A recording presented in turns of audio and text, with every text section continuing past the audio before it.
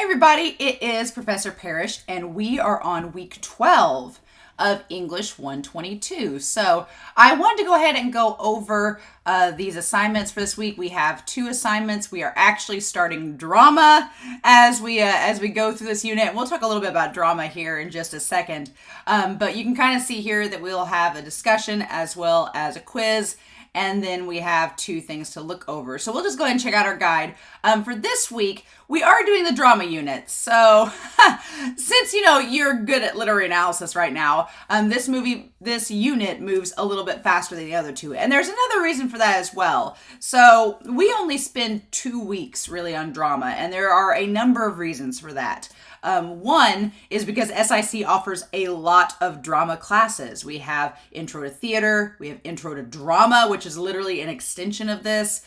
We have theater acting, we have stagecraft classes, we have a ton of theater courses to offer. So I don't want to bog you down with information that you may already know about drama. And if you take Intro to Theater, then a lot of this will be review and you'll get to experience even more. So if you like the drama unit in this class and you've not taken Theater 121, which is Introduction to Theater, or you've not taken Intro to Drama, which is English 243, or it could be Theater 243, whichever you prefer, then I would highly suggest you take those classes in addition to this one because it will expand this unit even more. So that's one reason we don't spend a lot of time on it. The other reason is that we just do the drama analysis this week and next week because you have some final projects to work on and I want to give you more time for those. So that's really the main reason is that I want to give you more time to work on those than on the drama analysis. So you technically will have an essay due not this week, but next week. So if you can, go ahead and get a start on it. Go ahead and work on it this week. And then that way you're not bogged down and stressing trying to finish it next week, right? Get a head start on it. So the only thing that you have to read for this week is the reading a play section. It's pages 1141 to 1164. So it's just about 22 pages. You don't have to do a heavy reading of it, but just skim it for the concepts and the terminology, right? So I am going to go over the directions for the drama analysis in this, and then it's going to be due at the end of next week, so you can email me with any questions.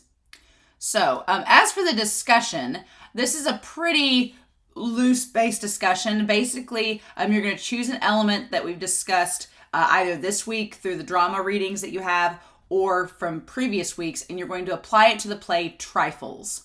So I want to know, how does that element appear in the play? How does it change or affect the text? And then you'll use examples to support your analysis. So just taking an element or a term we've gone over in this semester and applying it to that play. Pretty straightforward. As for the quiz is very much just based on the readings that we have. But speaking of the reading a play notes, this quiz is going to be based on these notes that we're about to go over. So as far as reading a play in this class goes, what constitutes a play? It is a work of storytelling in which actors represent characters, usually on a stage.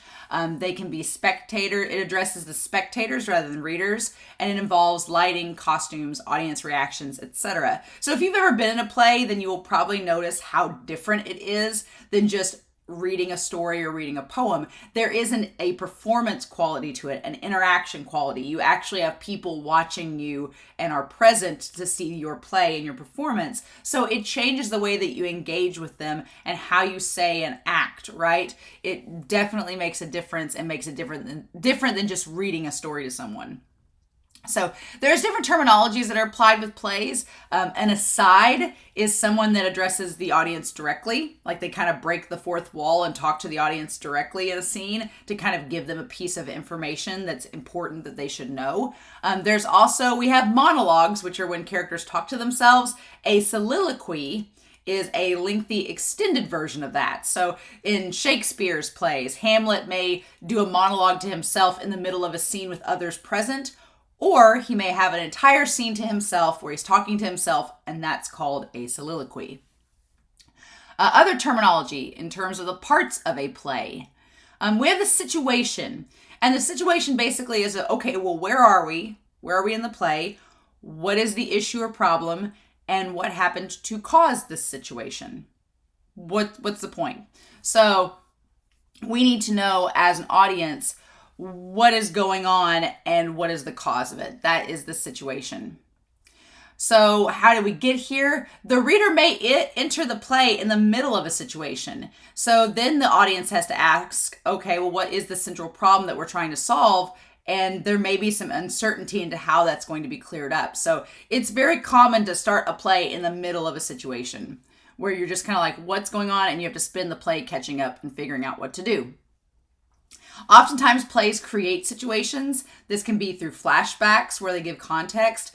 Oftentimes lots of foreshadowing is used to give you hints of what's to come. I think of Wicked, and in the first few minutes, in the first scene of Wicked, you have an immense amount of foreshadowing, both to what's happened in the past and how it's impacted the future, and what's happened in the future and how we're going to get there. So Wicked uses foreshadowing insanely and does it very well. So that could be a good example. And then usually you have suspense, which creates this enjoyable sense of anxiety. We usually don't think of anxiety as enjoyable, but in literature and suspense, it kind of is that.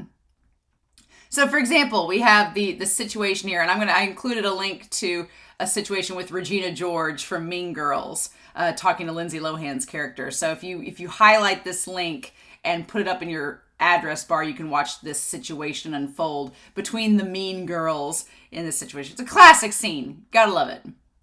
Then we have character. And with character, you have your protagonist and antagonist, which we have talked about in the short story section. But you also have what's called a foil. And it's not math foil. I had a student one year, I used to have like a short answer question about foil, and they answered with the math definition. And I was like, no, don't do that. So a foil in literature is when your two characters are they highlight their contrast between one another. They are a good match. Their contrast matches each other very well. So think Harry Potter and Draco Malfoy. Two totally different characters, but the way they interact complements one another very well. That's a foil. And again, we have the idea of Batman versus the Joker, a classic foil. So again, you can kind of copy and paste this link to see the contrast of the Joker as a character in The Dark Knight. So then we have dialogue. And with dialogue, usually it is the way in a play for characters to interact, because when a play is performed, you can't read what's going on. It's there in front of you being performed for you. So since you can't read exposition, you can't read backstory, the characters have to tell it to you. And it can be through a number of means, right? It can be the characters talking to themselves that reveal bits of information. It can be through song. It can be through monologues or soliloquies. It can be even through idioms and the way that they talk. It's just a way for them to relay information in an interesting way that you don't get because you can't read the text. It can be a conversation, a monologue. We talked about those. And then you can kind of see an example here, of course, from The Notebook. You can see this classic example here that is used for dialogue, and you can click that link below if you want to watch that sappy romantic scene. So applying old friends or terms to drama, you'll notice that a lot of the parts of this chapter in our textbook will deal with terms that we've already encountered through poetry and short story and applies it to drama. That's another reason we don't spend a lot of time with drama, because it's kind of repurposing old terms that we've already dealt with. So for example, with plot, it is the thread, obviously, that advances the story. Climax is happening in a play just like with any other story, but there's also subplots. A lot of times you will have parallel conflicts that they still go back to the theme. The plots in the story may be varied, they may involve different characters, but they also all tie into the theme, usually very succinctly. They complete and they're interesting in their own right. Sometimes it's called a double plot in a play where there's this one thing going on, but also this other thing, and then they all converge together by the end. Not every play will have a double plot, but sometimes it will happen. And there are usually phases of a plot. You have the exposition, where the characters in the situation are introduced. You have the conflict, which is the struggle between these characters. You'll have the climax, where the tension will build to its highest point. And then you have the resolution, or denouement, which is a French term for the play's outcome. And that's kind of the main build and schedule that most plays go on. You want to get to that resolution point by the end. And the resolution may be quick and it may be long. It kind of depends on the play. And then you have style, which is how the playwright uses language, how they use metaphor, symbolism, tone.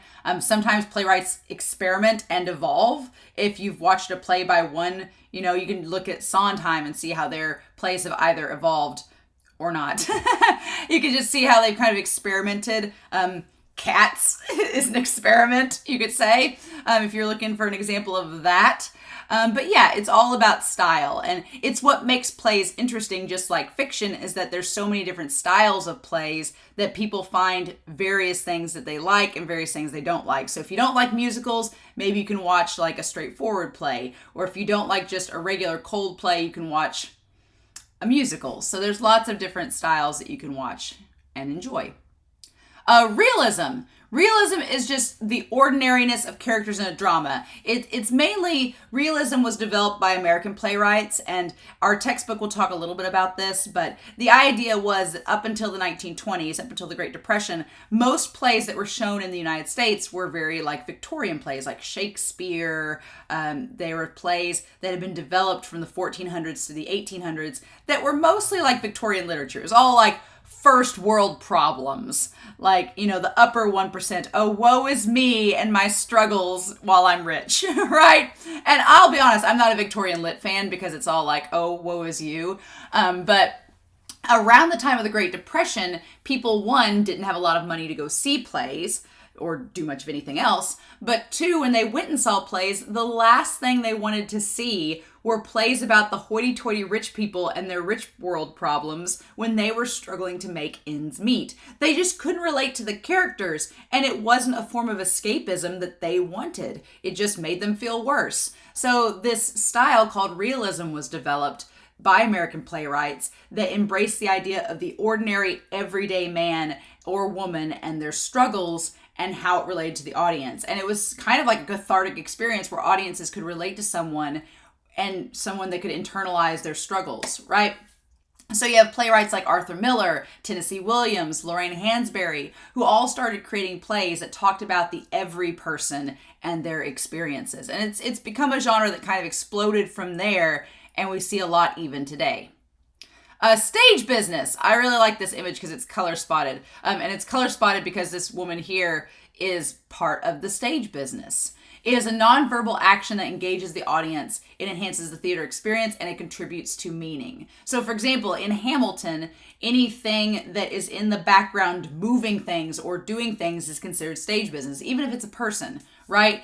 Shakespeare kind of created stage business because before you had like the Greek chorus, you had a big chorus, or you had very minimal plot or very minimal set pieces or props, rather, not plot. I mean, very few props used in plays. And Shakespeare kind of changed that. He was like, how about we incorporate some of these things and make the plays more interactive and layered?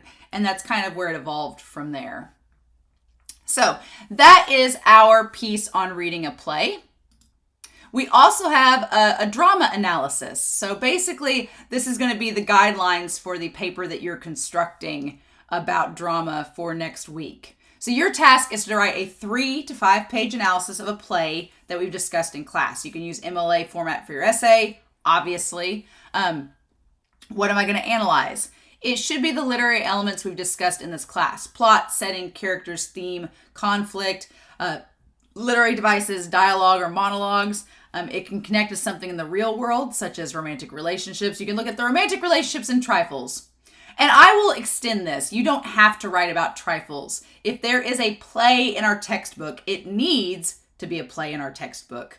But it can be a play in our textbook that you apply this element to. So it does not have to be trifles. It can be something else, but it needs to be a play from our textbook that you can read and analyze and use our textbook to discuss so that you're citing it all in one fell swoop.